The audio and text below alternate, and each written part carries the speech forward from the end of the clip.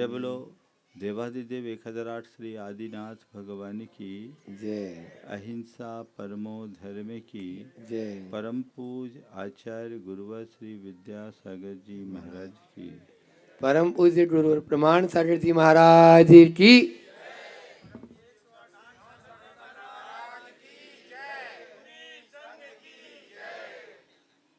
आज का दिन भारतीय संस्कृति का अति महत्वपूर्ण दिन है। आप सबको पता होगा कि आज जैन धर्म के आद्य तीर्थंकर भगवान ऋषभदेव का जन्म कल्याणक है। आज उनकी जयंती है। भगवान ऋषभदेव हमारी सभ्यता के पुरोधा थे। उन्हें आदि ब्रह्मा और प्रजापति के नाम से पुकारा गया। जब हम अतीत की ओर मुड़कर देखते हैं तो पाते हैं कि भगवान ऋषभदेव के पूर्व कोई सभ्यता नहीं थी, कोई संस्कृति नहीं थी। नर नारी युगल रूप में जन्म लेते थे और प्राकृतिक कल्प वृक्षों के माध्यम से अपने जीवन का निर्वाह करते थे। अंत में युगल संतान को जन्म देकर वे दिवंगत हो जाते थे। न कोई परिवार था, न कोई कुटुंब था, न कोई समाज था, न कोई सभ्यता थी और न ही कोई संस्कृति थी। धीरे धीरे भोग युग का अंत हुआ, कर्म युग की शुरुआत हुई। कल्प वृक्षों का प्रभाव मंद पड़ने लगा। उस समय मनुष्यों को अपने जीविकोपार्जन के लिए समस्याओं का सामना करना पड़ा। जब कल्प वृक्ष पूरी तरह छिन्न हो गए तो इस धरती पर अनेक प्रकार की वनस्पतियां उगी। लोगों ने उसका उपभोग किया और जब उसकी भी कमी आने लगी तो भगवान ऋषभदेव हुए और उन्होंने असी मसी कृषि विद्या वाणिज्य और शिल्प रूप 6 कर्म का उपदेश दिया और हमें हमारे जीवन के निर्वाह का मार्ग बताया। वो 6 कर्म का उपदेश देने के कारण उन्हें प्रथम प्रजापति कहा गया। भगवान ऋषभदेव ने कहा कि अब भोग युग नहीं, अब कर्म युग हो गया। अब बिना कर्म के अपने जीवन का निर्वाह नहीं कर सकते। उन्होंने हमें बीज से परिचय कराया। उन्होंने हमें कृषि करने का रास्ता बताया और कहा कि असी मसी कृषि विद्या वाणिज्य और शिल्प इन 6 कर्मों के माध्यम से आप अपने जीवन का निर्वाह कर सकते। भगवान ऋषभदेव ने कर्म मूलक मानव सभ्यता की शुरुआत की और उन्होंने एक व्यवस्था बनाई जिसमें कर्मणा वर्ण व्यवस्था थी। उनके हिसाब से मनुष्य जन्म से नहीं कर्म से महान बनता है। जो 80 यानी अस्त्र शस्त्र से प्रजा की रक्षा करे वो 80 कर्मी, उन्हें क्षत्रिय कहा गया। मसी यानी जो लिखा पढ़ी से अपना काम करे वो मसी कर्मी कहलाए। कृषि यानी जो खेती बाड़ी से अपना जीवन चलाए उन्हें कृषि कर्मी कहा। विद्या जिनके पास अनेक प्रकार की टेक्नोलॉजी हो वो विद्या कर्मी कहलाए।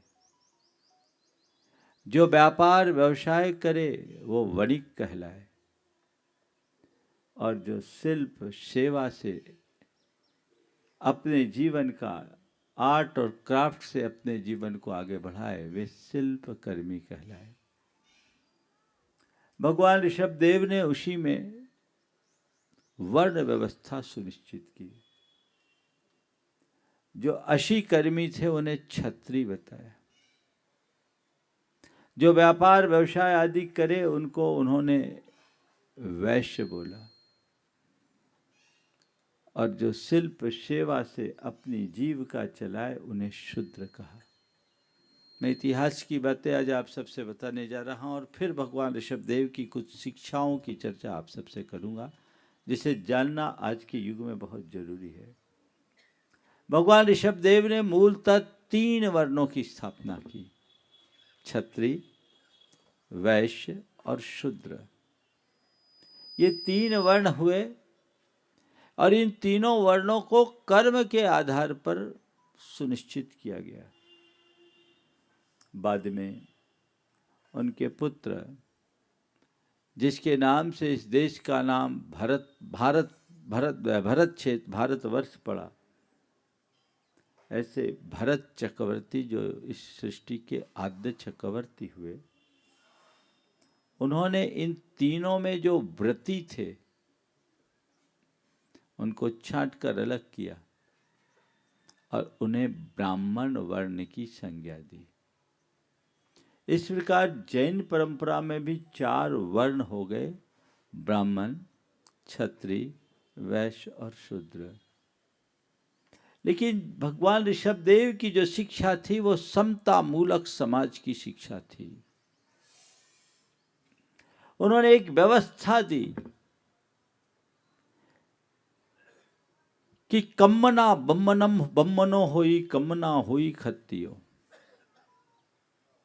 कर्म से ही कोई ब्राह्मण हो सकता है, कर्म से ही कोई क्षत्रिय हो सकता है, कर्म से ही कोई वैश्य होगा और कर्म से ही कोई शूद्र होगा। जन्म से न कोई ब्राह्मण है, न क्षत्रिय है, न वैश्य है, न शूद्र है। जैन धर्म की एक विशेषता रही जिसमें कहा गया कि शूद्र भी व्रत संस्कार से ब्राह्मण बन सकता है। शूद्रोपि सोपस्कारत्वात् बपु शुद्ध्या तादृशः जैसी उक्ति हमारे शास्त्रों में है। तो ये कर्मणा वर्ण व्यवस्था एक ऐसी व्यवस्था जो पूरी समाज में समता और समरसता को प्रेरित करने वाली व्यवस्था थी। ये वर्ण व्यवस्था चली आई भगवान ऋषभदेव के काल से, और भगवान ऋषभदेव ने ये सब व्यवस्थाएं हमारे जीवन के निर्वाह के लिए दी।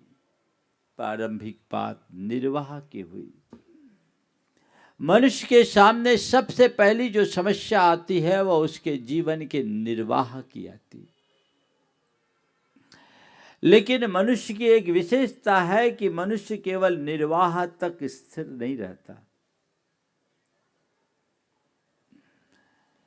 मनुष्य अपने निर्वाह के साथ औरों के निर्वाह का भी ख्याल रखता है। 4 स्तर की चेतना है। एक वो जो अपने निर्वाह के लिए औरों का घात करे, दूसरे वे जिसे केवल अपना निर्वाह इष्ट हो, तीसरे वे जो अपने साथ औरों के निर्वाह का भी ख्याल रखे, और चौथे वे जो औरों के निर्वाह के लिए अपने हितों को भी त्याग दे। ये 4 तरह के चेतना है। जो अपने लिए औरों का भी घात करे वो राक्षस है। जो केवल अपना हित देखे वो पशु है। जो अपने हितों के साथ औरों के हितों को साधे वो मनुष्य है। और जो अपने हितों औरों के हितों के लिए अपने हितों को त्यागे वो देवता है। भगवान ऋषभ देव ने पहले निर्वाह का पाठ पढ़ाया। असी मसी कृषि विद्या वाणिज्य और शिल्प, ये 6 कर्म हमारे जीवन के निर्वाह के आधार बने। लेकिन निर्वाह मात्र से हमारा मन संतुष्ट नहीं होता, क्योंकि जिंदगी का गुजारा तो पशु पक्षी भी कर लेते हैं। जीवन पाने के साथ मनुष्य मात्र में मानवीय मूल्यों की प्रतिष्ठा जरूरी है। जब मानव मात्र में मनुष्यता प्रतिष्ठित होती है तो उसके जीवन का निर्माण शुरू होता है। और उन्होंने हमें निर्माण का रास्ता बताया, जिसमें पूरी समाज की व्यवस्था बनी। एक दूसरे के हितों का ख्याल रखने का पाठ पढ़ाया। प्रेम, परस्परता, बंधुत्व, आत्मीयता जैसे अहिंसा मूलक जीवन मूल्यों का पाठ पढ़ाया। ये मानवता का दिव्य संदेश था और इससे मनुष्य के निर्माण की प्रक्रिया शुरू हुई। भगवान ऋषभदेव का ये अवदान कभी भुलाया नहीं जा सकता। उन्होंने निर्वाह के साथ निर्माण की व्यवस्था की। हमें पशुता से ऊपर उठाकर मनुष्यता की भूमिका में लाके रखा। संपूर्ण भारतवर्ष को 52 महाजनपदों में विभाजित करके इसे आर्यावर्त के रूप में विकसित किया। एक सुराज की व्यवस्था दी। यह भगवान ऋषभदेव का योगदान था। लेकिन निर्वाह और निर्माण में ही जीवन की सार्थकता नहीं है। एक दिन अपने राजमहल में वे एक नर्तकी का नृत्य देख रहे थे और उसके नृत्य को देखते देखते उसकी आकस्मिक मृत्यु से उन्हें वैराग्य जागा और उसी क्षण उन्होंने राजपाट वैभव को त्याग कर संन्यास का मार्ग अंगीकार किया। 1000 वर्ष तक उन्होंने कठोर तपस्या की। उस कठोर तपस्या के परिणाम स्वरूप उन्हें केवल ज्ञान की प्राप्ति हुई। उनने धर्म तीर्थ का प्रवर्तन किया और हम आप सबके लिए जीवन के निर्वाण का पाठ पढ़ाया, मार्ग दिखाया। वे निर्वाह से निर्वाण तक का रास्ता बताने वाले हुए। निर्वाह पशुता है, निर्माण मनुष्यता है और निर्वाण भगवत्ता है। हमें अपनी चेतना को पशुता से ऊपर उठाकर भगवत्ता तक पहुंचाने का मार्ग भगवान ऋषभदेव ने दिया। भगवान ऋषभदेव के इस अवदान को कभी भुलाया नहीं जा सकता। और यही कारण है कि भारतीय संस्कृति में भगवान ऋषभदेव को अत्यधिक सम्मान दिया गया। वे जैन धर्म के आद्य प्रवर्तक तो थे ही, लेकिन उन्हें वैदिक और बौद्ध परंपरा में भी उतना ही सम्मान दिया गया, क्योंकि वे आदि ब्रह्मा थे, वे प्रजापति थे। आप सबको सुनकर आश्चर्य होगा कि ऋग्वेद, अकेले ऋग्वेद कि 141 ऋचाओं में भगवान ऋषभदेव का स्तुति परक उत्कीर्तन है, केवल ऋग्वेद की। डॉक्टर गोकुल प्रसाद जैन एक बहुत अच्छे विद्वान हुए हैं। उनका एक पूरा शोध ऋग्वेद में ऋषभवाची ऋचाएं, उसमें उन्होंने लिखा कि 141 ऋचाओं में भगवान ऋषभ देव का उल्लेख, इसके अलावा यजुर्वेद, अथर्ववेद और सामवेद में भी भगवान ऋषभ देव का उल्लेख। अनेक पुराणों में भगवान ऋषभ देव को सम्मान पूर्वक याद किया गया है। भागवत में तो उनका उल्लेख है ही। इसके अलावा बराह पुराण, कुन पुराण आदि, मार्कंडेय पुराण आदि अनेक पौराणिक ग्रंथों में भी भगवान ऋषभ देव का उल्लेख है। एक संदर्भ मैंने पढ़ा जिसमें लिखा, अष्टषष्टिषु तीर्थेषु यात्रायाम यत् फलम भवेत् श्री आदिनाथस्य देवस्य स्मरण मात्रेनापि तद् भवेत्। वैष्णव परंपरा में 68 तीर्थ माने जाते हैं। उन्होंने लिखा कि 68 तीर्थों की यात्रा का जो फल मिलता है वह फल आदिनाथ के स्मरण मात्र से प्राप्त हो जाता है।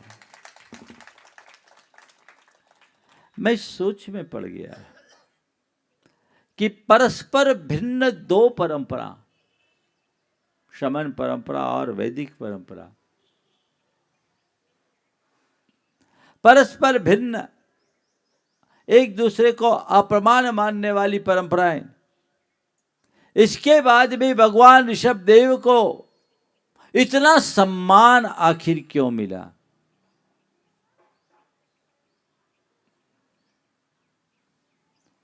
तो इसका एक ही उत्तर समझ में आता है, इसलिए क्योंकि वे हमारी सभ्यता के सूत्रधार थे, इस संस्कृति के पुरोधा थे, संस्थापक थे, और इसी कारण उनको इतना याद किया गया। बहुत सारे लोग आज भी भगवान ऋषभ देव की ऐतिहासिकता को ठीक ढंग से स्वीकारने में सकुचाते हैं, पर इस बात के पर्याप्त उल्लेख हैं कि भगवान ऋषभ देव जैन धर्म के आद्य प्रवर्तक हैं और वैदिक संस्कृति के पहले ही उनका आविर्भाव हो चुका था। आप सबकी जानकारी के लिए कुछ बातें मैं जरूर कहना चाहूँगा। किसी भी परंपरा के इतिहास को जानने के लिए हमें 3 सिरे पे विचार करना पड़ता है। एक है साहित्यिक संदर्भ, दूसरा है पुरावशेष और तीसरा है अभिलेख।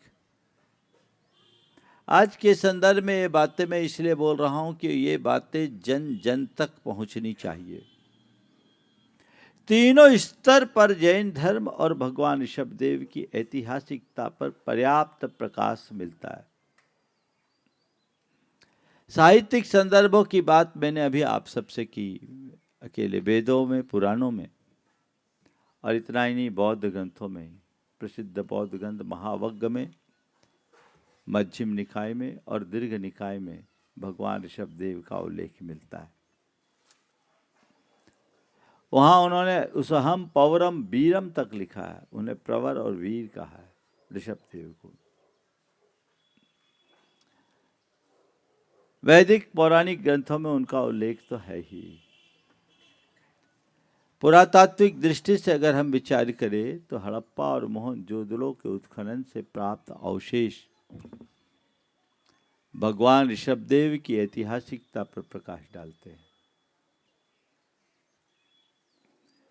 हड़प्पा से जो अवशेष प्राप्त हुए 1911 से 1925 के बीच मोहनजोदड़ो का उत्खनन हुआ, जो वर्तमान में पाकिस्तान के लरकाना जिले में।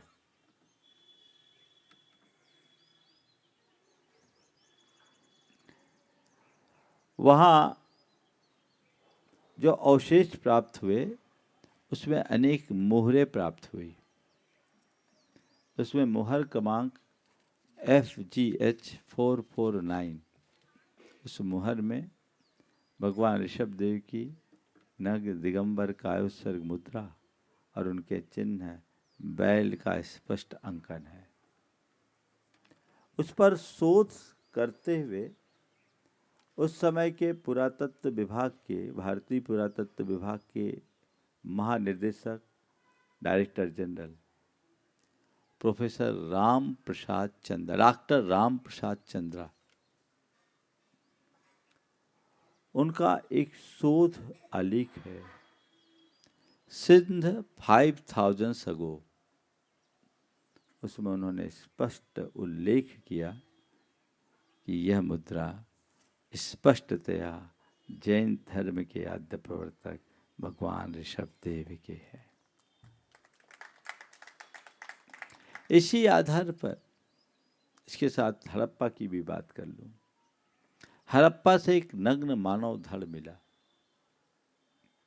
जिसमें दोनों हाथ नहीं, दोनों पैर नहीं और गर्दन नहीं, पर बीच का जो हिस्सा है वो स्पष्टतया दिगंबरत्व का बखान कर रहा है।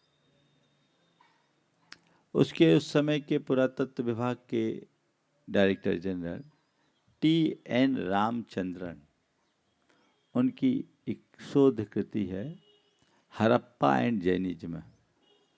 उसमें उन्होंने स्पष्ट लिखा कि स्पष्टतया जैन तीर्थंकर भगवान ऋषभदेव की मूर्ति है। इस आधार पर हड़प्पा और मोहनजोदड़ो, जो आज से 5000 वर्ष पुरानी सभ्यता के रूप में जाना जाता है, वैदिक सभ्यता 3500 साल पुरानी, यानी उससे पहले हो गई। इसी आधार पर अनेक विद्वानों ने अपना अभिमत प्रकट किया। उनमें एक दो का उल्लेख मैं आज जरूर करना चाहूँगा, यद्यपि इस पर विस्तार से मैंने अपनी पुस्तक जैन धर्म और दर्शन में इन सब का उल्लेख किया। वो सारे संदर्भ आप वहाँ से देख सकते हैं और लोगों को बता भी सकते हैं। डॉक्टर राधा कृष्णन ने अपनी पुस्तक इंडियन फिलॉसफी में इस बात को लिखा कि इस बात के सबल प्रमाण मिलते हैं कि ऋषभदेव वेदों लिखित होने पर भी वेद पूर्व है। भगवान महावीर के पूर्व भी उनकी पूजा अर्चा होती थी और इसका प्रमाण है एक अभिलेखीय साक्ष्य जो उड़ीसा के खंडगिरी के कुमारी पर्वत पर उत्कीर्ण है। वो 84 पंक्तियों का एक लेख है। उसका बैकग्राउंड ये है कि उड़ीसा में एक कलिंग जिन नाम से भगवान ऋषभदेव की प्रतिमा थी, जिसकी सारे कलिंगवासी पूजा करते थे। और उस काल में कलिंग में जैन धर्म बहुत प्रसिद्ध था। 8वीं शताब्दी तक जैन धर्म वहाँ का राष्ट्र धर्म था, ऐसे भी प्रमाण मिलते हैं।